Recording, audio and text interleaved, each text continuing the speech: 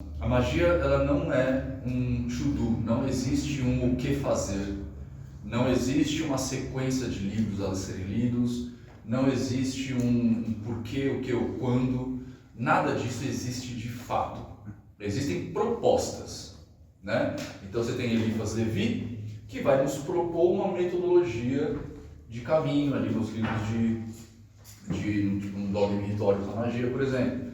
Você vai ter o Bardon fazendo lá o manual do adepto, né, o caminho do adepto, também propondo uma experimentação.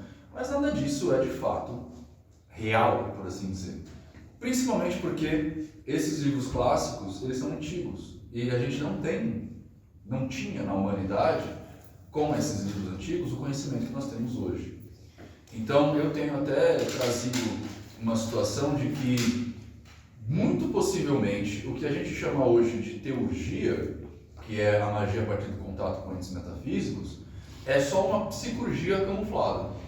Porque a gente não sabia o que ia acontecer. A gente não sabia, por exemplo, que essa voz que conversa com a gente o tempo inteiro é uma voz interna. Somos nós mesmos conversando com a gente. E isso era dado a um espírito guardião, que é o tal do Dêmon de Sócrates, né? Essa conversa com quem ele debatia, naquela idade, quando a gente não sabia da existência de um cérebro, do funcionamento dele pelo menos, ele era dado a um ente metafísico.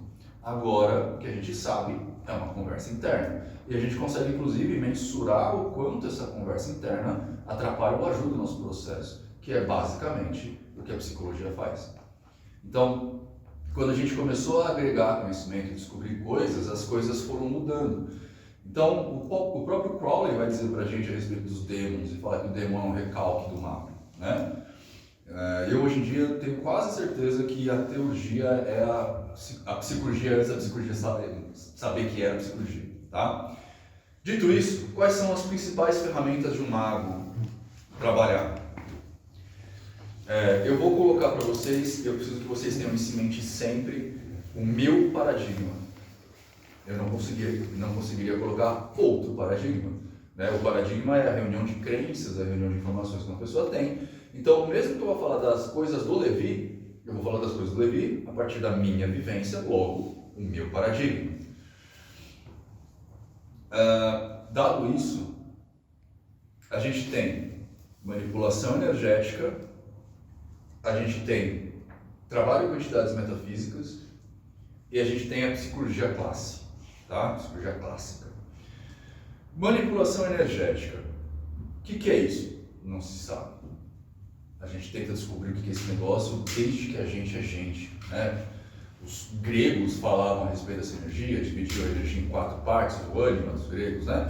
A gente veio um pouquinho mais para cá, mais para o Oriente, a gente vai ter o prana, a gente vai ter o ki, vai ter o chi. A gente veio para cá, a gente tem o axé na África, que veio para o Brasil. A gente tem algumas formas de energia xamânicas também. Ninguém nunca demonstrou isso, tá? Existe? Não sei. Mas dá para usar. Porque se tem uma coisa que a psicologia nos ensinou nos últimos tempos, é que não importa se existe ou não, importa como você se relaciona com isso. Entidades metafísicas. As entidades metafísicas, basicamente, é tudo aquilo que não é a gente.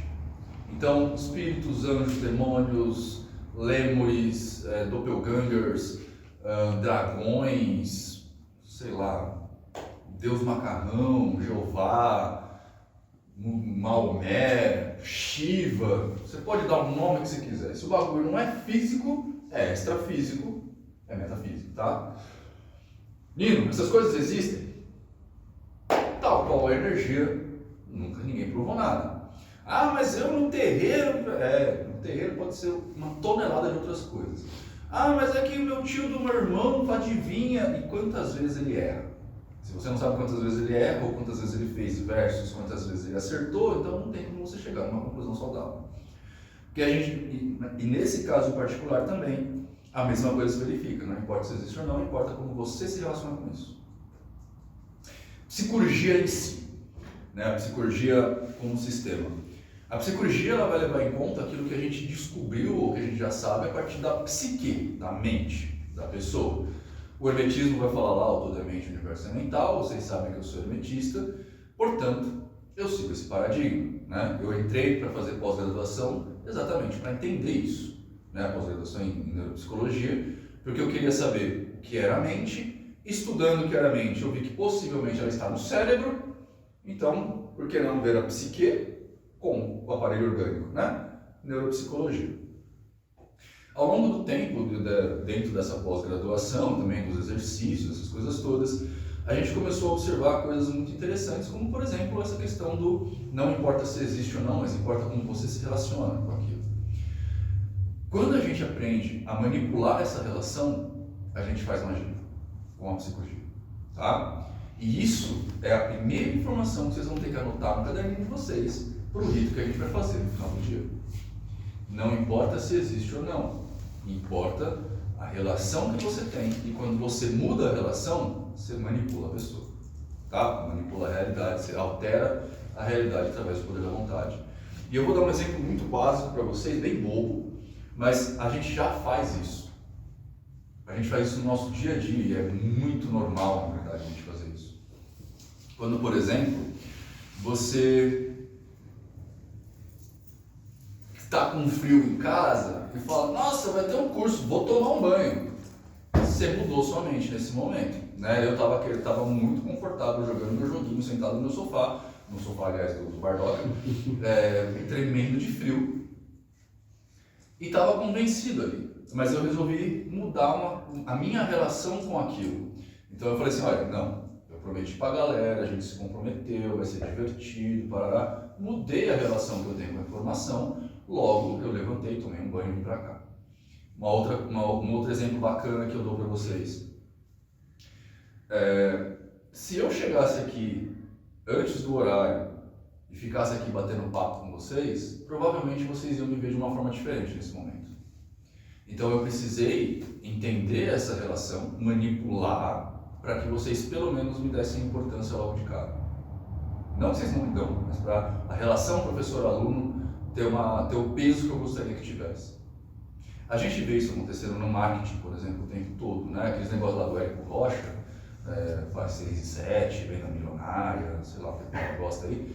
A gente vai ver isso acontecendo, são os gatilhos mentais que a pessoa usa, né? O gatilho de testemunho não sei das quantas, o gatilho de prova social, o gatilho de X ou de Y.